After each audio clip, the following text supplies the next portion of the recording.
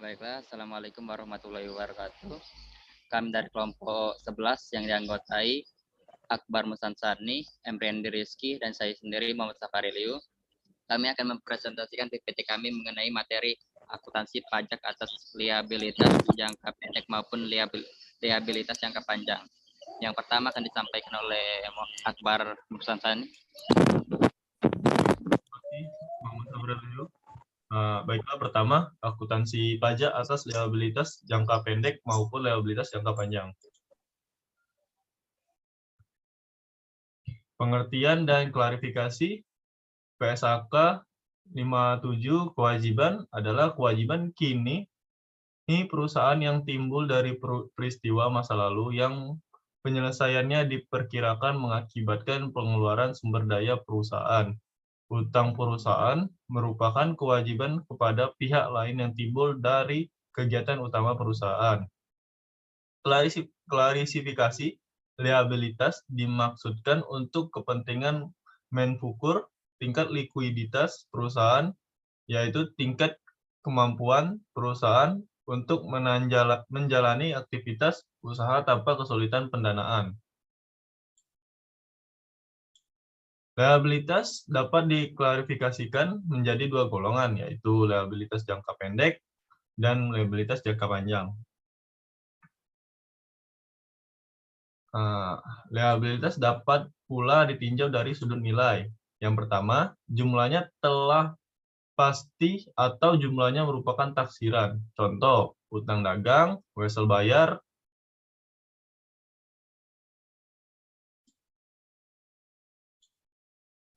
yang nomor dua, status liabilitas telah pasti, tetapi kepastian yang menimbulkan liabilitas sangat bergantung pada peristiwa masa mendatang. Contoh, perusahaan dituntut di muka pengadilan untuk membayar ganti rugi yang sangat bergantung pada keputusan pengadilan.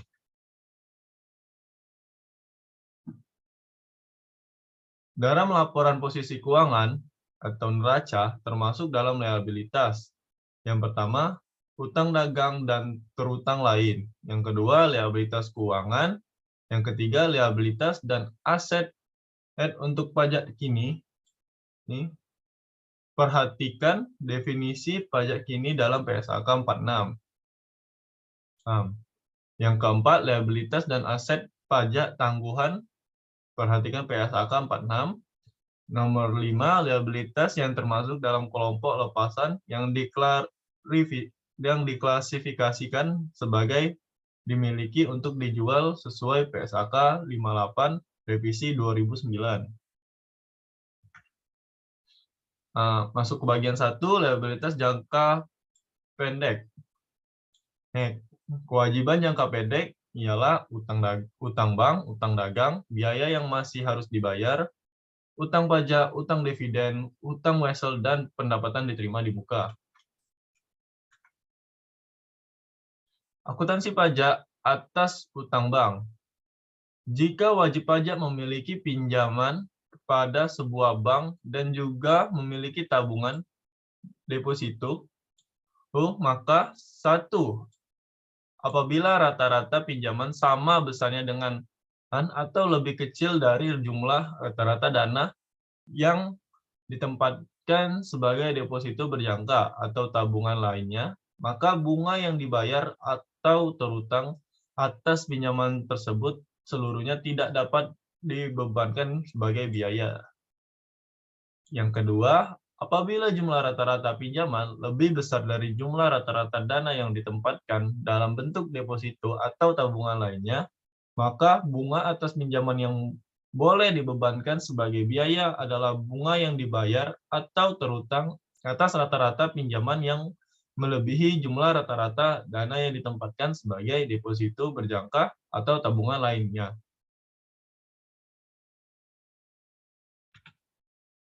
Yang contoh pertama, tahun 2008 PT A mendapatkan pinjaman dari pihak ketiga dengan batas maksimum 200 juta dengan tingkat bunga pinjaman 20%. Dari jumlah tersebut telah diambil pada bulan Februari sebesar 1.100.025 125 juta pada bulan Juni. Diambil lagi sebesar 25 juta dan sisanya 50 juta diambil pada akhir bulan Agustus. Selain itu, wajib pajak mempunyai dana yang ditempatkan dalam bentuk deposito dengan perincian Februari sampai dengan Maret 25 juta, April sampai dengan Agustus 46 juta, September sampai dengan Desember 50 juta. Baiklah, mungkin bagian saya sudah selesai, bisa lanjut ke bagian yang lain.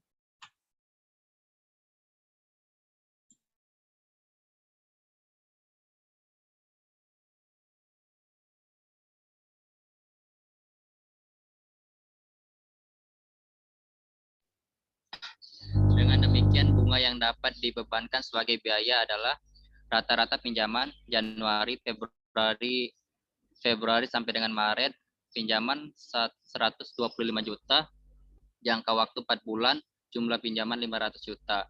Januari sampai Juli, pinjaman 150 juta, jangka waktu 2 bulan, jumlah pinjaman 300 juta. Agustus sampai dengan Desember, pinjaman 200 juta, jangka waktu 5 bulan, jumlah pinjaman 1 miliar rupiah. Jumlah total seluruhan jumlah pinjaman 1 miliar 800 juta rupiah.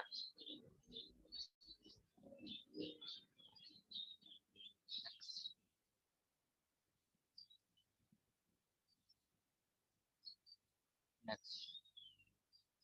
Rata-rata pinjaman per bulan sama dengan Rp 1 miliar 800 juta per 12 sama dengan 150 juta rupiah. Rata-rata pinjaman Januari pinjaman senilai 0 rupiah, jangka waktu 1 bulan, jumlah pinjaman 0 rupiah. Februari sampai Maret jumlah pinjaman 25 juta rupiah, jangka waktu 2 bulan, jumlah pinjaman 50 juta rupiah. Juni sampai Juli jumlah pinjaman 46 juta rupiah, jangka waktu 5 bulan, jumlah pinjaman 230 juta rupiah. Agustus sampai dengan Desember jumlah pinjaman 50 juta rupiah, jangka waktu 4 bulan, jumlah pinjaman 200 juta rupiah. Total jumlah pinjaman sebesar 480 juta rupiah. Rata-rata deposit per bulan sama dengan 480 juta rupiah dibagi 12 sama dengan 40 juta. Bunga yang dapat dibebankan sebagai biaya sama dengan 20% dikali 150 juta rupiah dikurang 40 juta rupiah sama dengan 22 juta rupiah. Next.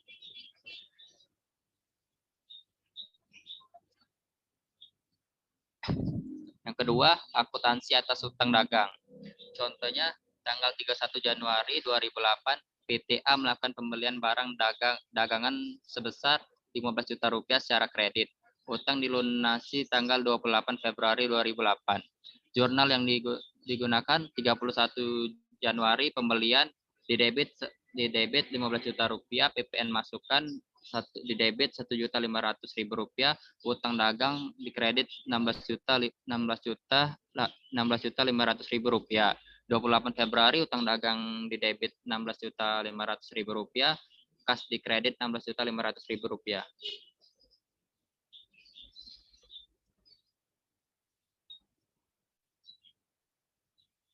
Yang ketiga, akuntansi pajak atas hutang pajak. Hutang pajak terdiri dari PPh 21, PPh 23, PPh 26, dan PPN keluaran. Yang pertama, akuntansi pajak atas PPh pasal 21. Yang kedua, PPh pasal 21 dipotong pada saat penerimaan gaji karyawan. Contoh, Alvin Purnomo bekerja pada perusahaan PT Sedap Sekali sejak tahun 2013. Status Alvin Purnomo adalah menikah tetapi belum mempunyai anak. Selama bekerja, Alvin Purnomo memperoleh gaji sebulan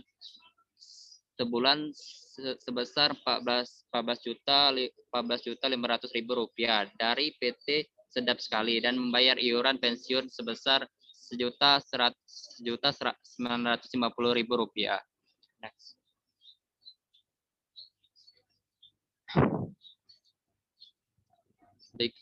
Berikut cara perhitungannya. Gaji sebulan sama dengan 14.500.000 rupiah. Pengurangan biaya jabatan 5% dikali 14.500.000 rupiah sama dengan 725.000. Maksimum diperkenakan sebesar 500.000. Iuran pensiun sebesar 1.950.000. Penghasilan neto sebulan sebesar 2.450.000. 245.000. Penghasilan neto setahun sebesar 12.000 12.050.000. 12 kali 12 dikali 12.050.000 sama dengan 144.600.000. Penghasilan tidak kena pajak setahun untuk WP sendiri sama dengan 54 juta rupiah. Tambahan WP kawin sebesar 4.500.000 sama dengan 58.500.000. Penghasilan kena pajak setahun di 86.100.000 rupiah.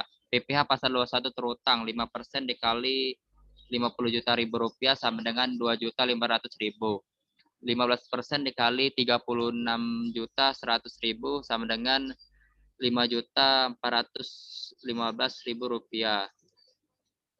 Total keseluruhannya sebesar 7.915.000 rupiah. PPh pasal 21 sebulan Rp 7.915.000 rupiah dibagi 12 bulan sama dengan 659.583 rupiah. Jurnal yang digunakan 1 Januari beban gaji 14.500.000 rupiah. Kas 13.840.000 rupiah. 840.417 rupiah. Utang PPh 659.583. 1 Januari utang PPh 659.583 rupiah. Kas 659.583 rupiah. 3. Akuntansi pajak atas utang pajak. Akuntansi pajak atas PPh pasal 23. Yang pertama, akuntansi pajak atas dividen. Contohnya, Maret 2009 PTV melakukan pembayaran dividen tahun 2008 kepada pemegang saham yaitu PT A 20%, PTB 30%, PTC 40%, dan PTD 10%. Jumlah seluruh dividen yang dibayarkan adalah sebesar 200 juta rupiah. PPh pasal 23 yang harus dipotong, disetorkan dan dilaporkan di atas. PT A 15% dikali 20% dikali 200 juta rupiah sama dengan 6 juta rupiah. PTB bukan objek PPh 23, kepemilikan lebih dari 25%. PTC bukan objek PPh 23, kepemilikan lebih dari 25%. PTD 15% dikali 10% dikali 200 juta rupiah sama dengan 3 juta rupiah. Akuntansi pajak atas PPh pasal 23. Yang pertama, akuntansi pajak atas dividen. Jurnal Maret dividen PTA di debit 40 juta ribu rupiah, dividen PTB di debit 60 juta ribu rupiah, dividen PTC di debit 80 juta ribu rupiah, dividen PTD di debit 20 juta ribu rupiah. Utang PPh 23 dikredit 9 juta ribu rupiah, kas 191 juta ribu rupiah.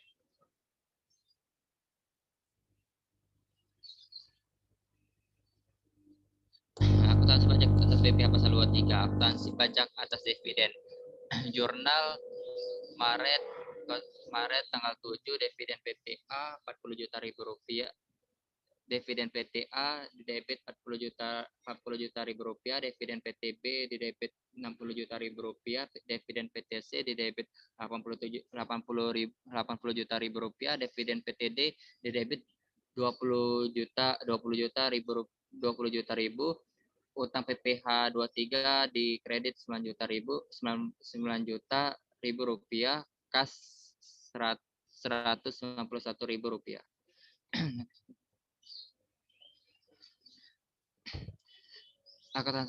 Akuntansi pajak atas royalti. Contohnya April 2007 PT Suka merupakan penerbit buku, membayar royalti kepada Tuan Sutrisno sebagai penyusun buku sebesar 40 juta ribu rupiah.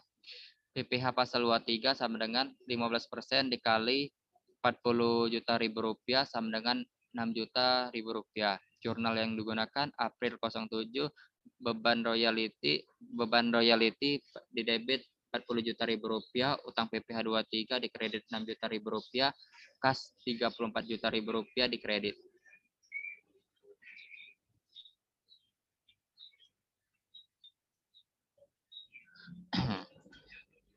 Akuntansi pajak atas sewanya, contoh PTA menyewakan bus kepada PTB untuk jangka waktu 6 bulan dengan biaya sewa per bulan sebesar 10 juta ribu rupiah pada 1 Mei 2009.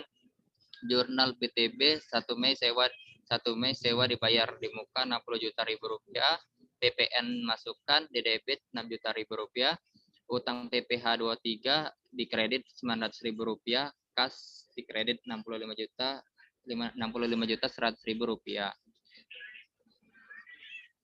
Selanjutnya akan disampaikan oleh Amreni Rizky.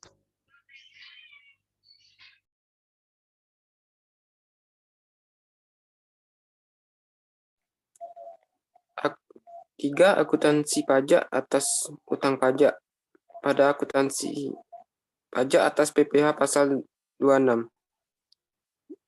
Ada contohnya PTQ pada tanggal 18 Oktober 2008 membayar gaji kepada karyawan asingnya sebesar 100 juta rupiah. PPH pasal 26 sama dengan 20% kali 100 juta rupiah sama dengan 20 juta rupiah. Jurnalnya pada tanggal 18 Oktober 2008 beban gaji 120 juta, utang PPH 26 20 juta rupiah, dan kas 100 juta rupiah.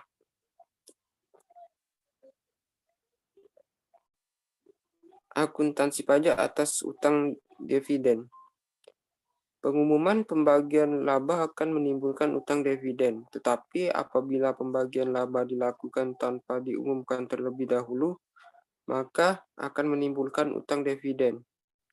Terutangnya dividen akan menimbulkan kewajiban pemotongan PPH 23 sebesar 15%. Contoh, tanggal 28 Desember 2009, PT Abu mengumumkan akan membayar dividen tunai sebesar 15 juta rupiah pada tanggal 5 Januari 2009.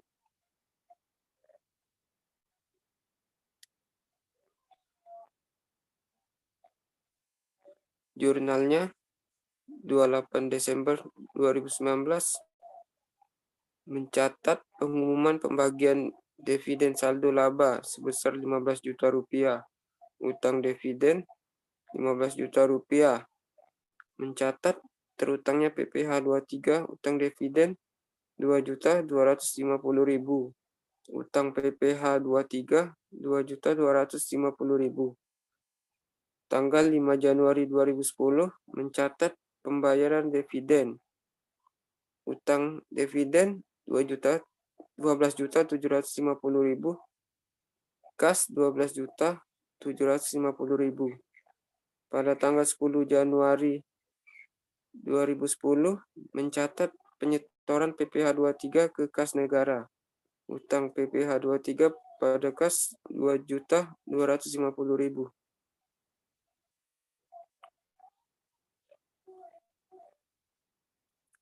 Apabila PT ADA memiliki kepemilikan atas PT Abu sebesar 10%, maka PT ADA menggunakan cost method dalam pencatatannya, sehingga jurnal yang dibuat sebagai berikut. tanggal 28 Desember 2019 piutang dividen 1.275.000, PPh 23 dibayar di muka 225.000, pendapatan dividen 1.500.000. Tanggal 5 Januari 2010 kas pada piutang 1.275.000.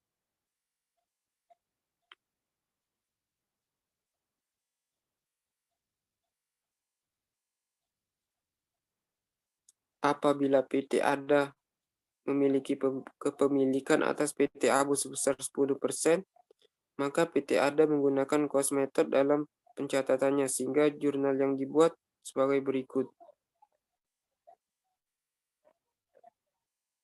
28 Desember 2009, piutang dividen 1.275.000, PPh 23 dibayar di muka 225.000, pendapatan dividen 1.500.000. Kas pada piutang 1.275.000. Apabila PT ADA memiliki penyertaan saham lebih besar atau sama dengan 25% dan mempunyai usaha aktif di luar kepemilikan saham dalam PT ABU, maka atas dividen tersebut tidak dikenakan PPh 23.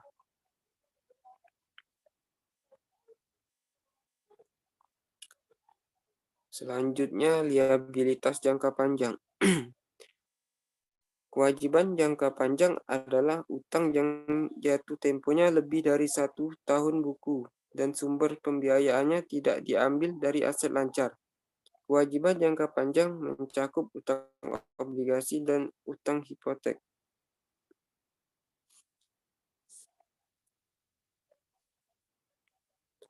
1. Kewajiban jangka panjang berupa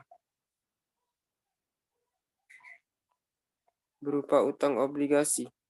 Obligasi adalah janji tertulis untuk membayar bunga secara periodik dan jumlah nilai nominal pada tanggal jatuh tempo.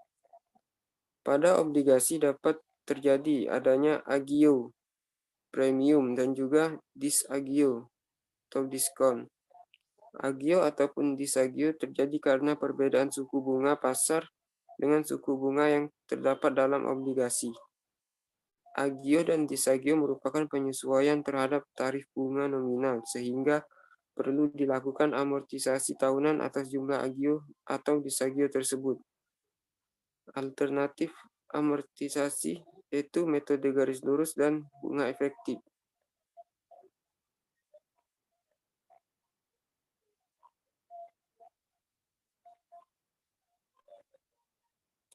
Satu, kewajiban jangka panjang berupa utang obligasi.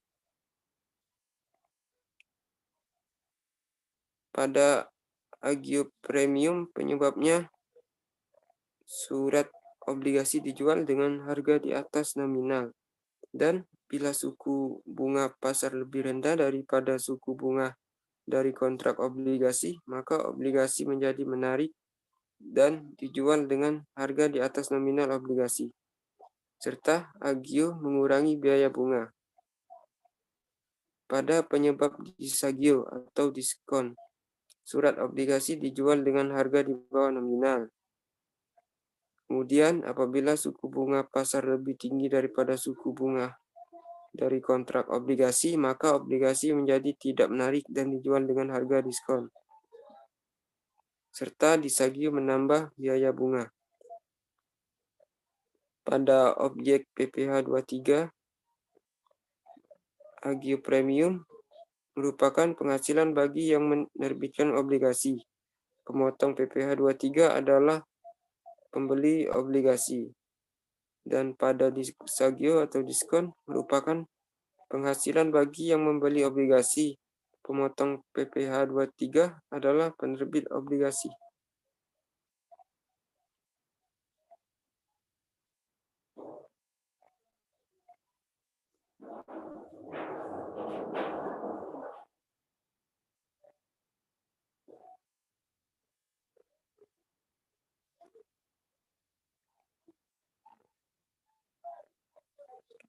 Contoh akuntansi pajak atas obligasi jangka panjang. Contoh 1, PT Arfa menjual obligasi nilai nominal 300 juta rupiah dengan bunga 20% per tahun kepada PT Raya seharga 320 juta rupiah. Obligasi ini tidak diperdagangkan di Bursa Efek. Jurnal PT Arfa saat penerbitan. Kas 317 juta, PPh 23 dibayar di muka 3 juta rupiah, utang obligasi 300 juta, premium obligasi 20 juta. Pembayaran bunga, beban bunga obligasi itu 60 juta, kas 60 juta, pelunasan obligasi, utang obligasi 300 juta, dan kas 300 juta.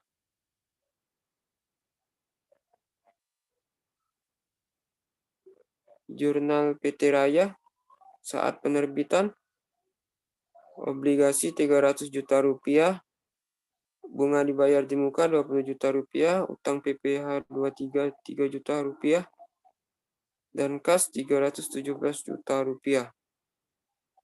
Penerimaan bunga, kas itu 60 juta rupiah, pendapatan bunga obligasi 60 juta rupiah, lunasan obligasi kas 300 juta rupiah, obligasi 300 juta rupiah.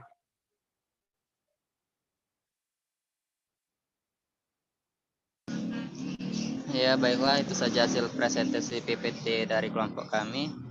Semoga bermanfaat. Bila ada salah kata kami mohon maaf. Kepada Allah kami mohon ampun. Kami akhiri wa taufiq walhidayah. Wassalamualaikum warahmatullahi wabarakatuh.